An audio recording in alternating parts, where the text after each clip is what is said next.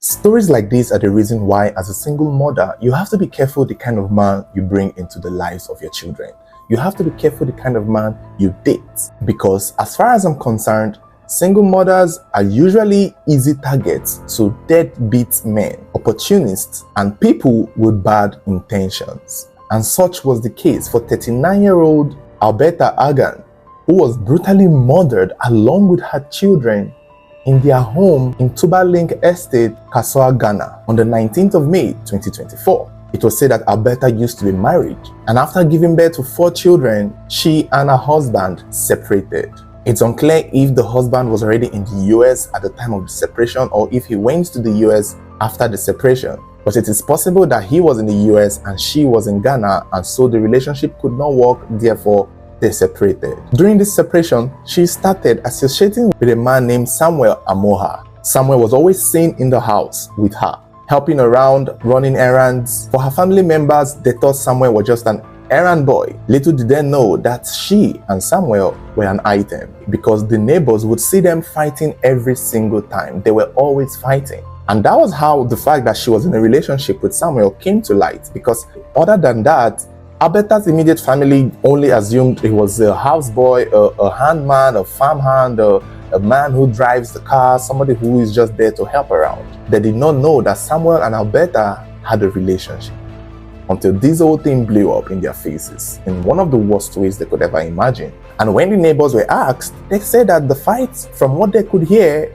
from what they could eavesdrop, those neighbors that always be putting their mouth in things that does not concern them, which sometimes pays off, especially for this situation, they were able to conclude and deduct that the fight between Samuel and Alberta was usually mostly about money.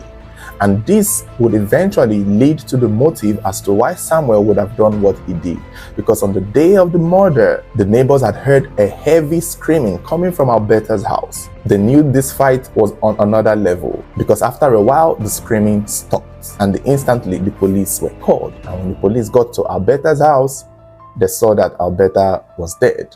2 of her children laying dead. It was one of the child that was injured and a little baby that was found on the couch. And I think they were rushed to the hospital and saved. Unfortunately for Alberta and the other 2 of her children, they didn't make it.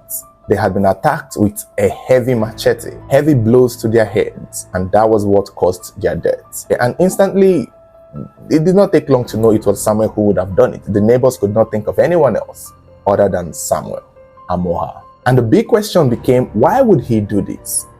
It's understanding that you're fighting with this woman, but why attack her with a machete to kill her and kill the children too and attack the children? That was when the police were able to check their records and realize that Alberta had recently reported Samuel because Samuel had transferred money from her mobile phone, 20,000 Ghanaian cedis, to his own personal account. So Alberta was basically reporting Samuel of stealing her money, that he did it by transferring it from her phone to his. The money was something the husband, the ex-husband in the US, or husband even, because they were still married at the time, sent to Alberta for the upkeep of the children and herself. Your husband abroad in the US sent you 20,000 Ghanaian cedis, and your boyfriend, your deadbeat boyfriend, is out here transferring the money to his own personal account.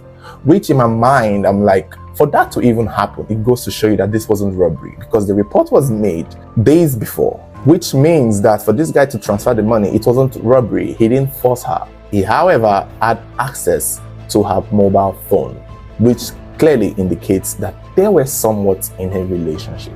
It wasn't like he pointed a gun at her, sent the money, and then he killed her. He had sent the money and continued being with her, probably continued eating the food that she cooks, continued being in her presence, continued sleeping with her. Even after she made the report, I'm still certain he was still in the vicinity. And all this proves that they were somewhat in a relationship. However, the police believe that Samuel may have killed Alberta and the children because he did not plan to pay back the money. And that would be a good motive, given that he is somebody prior to the killing who had been fighting this woman because of money, probably because of her own money. For nearly 1 year and 4 months, the police kept looking for Samuel.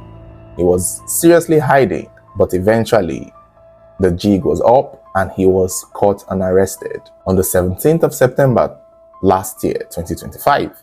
He was questioned and he indeed admitted to killing Alberta and the children. He is now in custody and the police are still investigating, trying to see if anyone else helped in carrying out the attack. It's unclear if the case has begun, but I'm sure it will most likely proceed through 2026.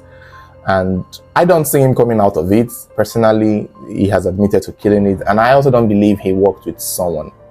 I believe he could do it all by himself, given that he had access to this woman. And that is part of why we keep talking about, as a single mother who lives alone with the children, you have to be careful who you bring home as a boyfriend or as a side piece or as a bed warmer or as a boy toy. Because at the end of the day, people have ulterior motives. And we can see that in Samuel. Clearly, this woman felt lonely. This woman felt the fact that her husband being in the US and she's in Ghana, she had a whole void to fill at home.